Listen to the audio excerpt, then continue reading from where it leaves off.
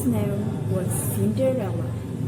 She lived with her cruel stepmother and stepsister, where she was tried as a servant and spent her days cleaning, tending, and waiting on them hand and foot. Despite their cruelty, Cinderella would always remember her mother's words. Have courage and be kind. One day, an invitation to a royal ball arrived. The prince was looking for a bride, and everyone in the kingdom was invited. Her stepmother immediately ordered new gowns to be made for herself and her daughter. Cinderella worked day and night to prepare the new dress in time.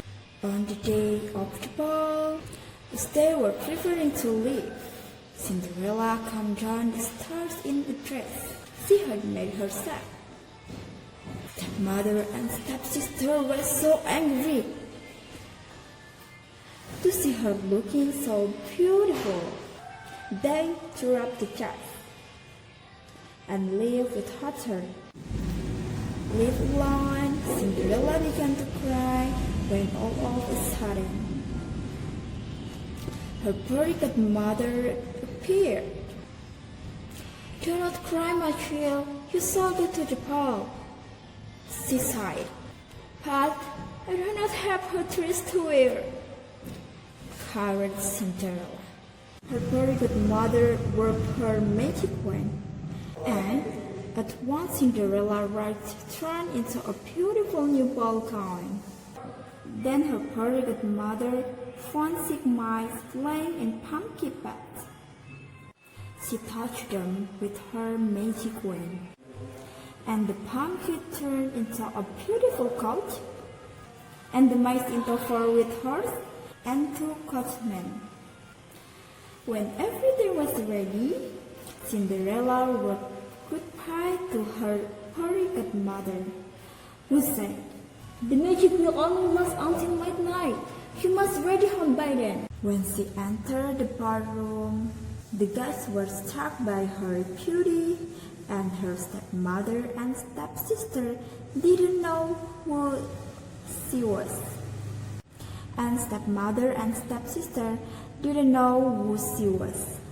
The prince asked Cinderella to dance, and she was ever and tried.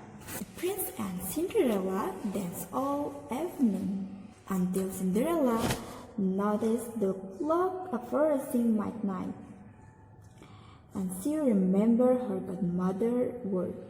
"I must go," she told the prince. She fled from the ballroom. She ran down the step of the plant. One of her glass slippers fell off, but Cinderella did not stop to pick it up.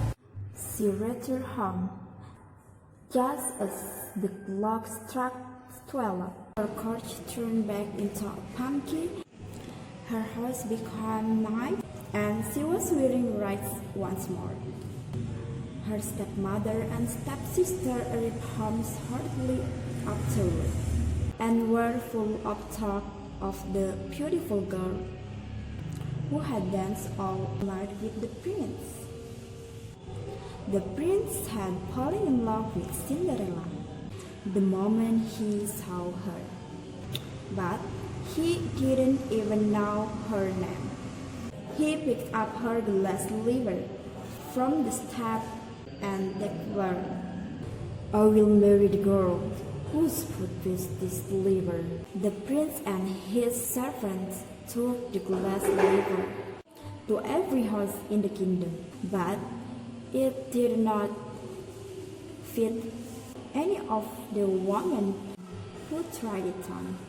Cinderella's stepsister tried to squeeze their large feet into the dinette shoes, but the serpent was afraid it might break.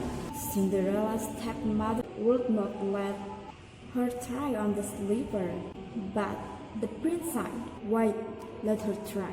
The slipper fit Cinderella's foot perfectly, and the prince realized this was the beautiful girl he had danced with at the park. The prince had found the girl was looking for. They were married